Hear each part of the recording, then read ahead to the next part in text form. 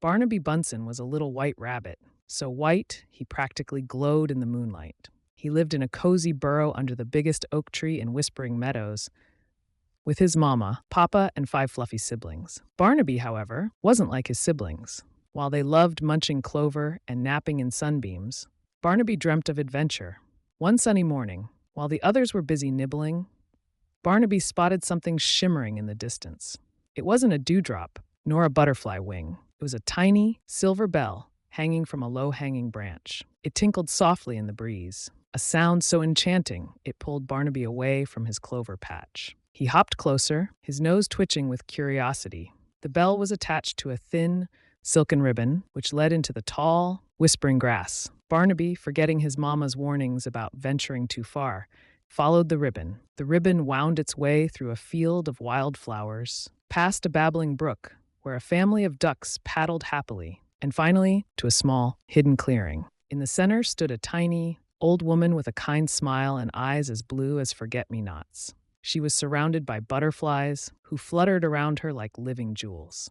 "Hello, little one," the old woman said, her voice as soft as the rustling leaves. "You followed the bell, didn't you?" Barnaby nodded shyly, his whiskers trembling. "This is the bell of whispers," the old woman explained. "It only rings for those with kind hearts and curious minds. It leads to the most wonderful secrets." She offered Barnaby a tiny, wild strawberry. "Tell me, little rabbit, what is your greatest wish?" Barnaby hesitated. He wanted to tell her about his dreams of adventure, but he was afraid she might laugh. Instead, he whispered, "I wish to see the world beyond Whispering Meadows."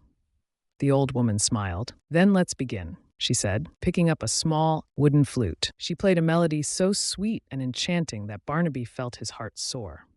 As the music played, the clearing shimmered and changed. Barnaby found himself standing on a hill overlooking a vast, colorful landscape. He saw sparkling rivers, towering mountains, and forests teeming with life. He saw playful squirrels chasing each other up trees, a family of deer grazing peacefully, and a majestic eagle soaring high above. The old woman's flute played on, showing Barnaby different parts of the world.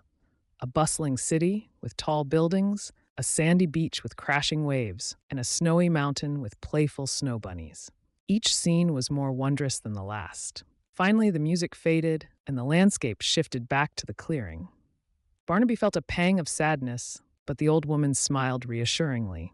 "You have seen the world, little one," she said, "and now you know that adventure is not just about going far, but about seeing with your heart." She gave Barnaby a small stone, warm to the touch. "Keep this," she said. "It will remind you of your journey and of the wonders that await you, even in Whispering Meadows."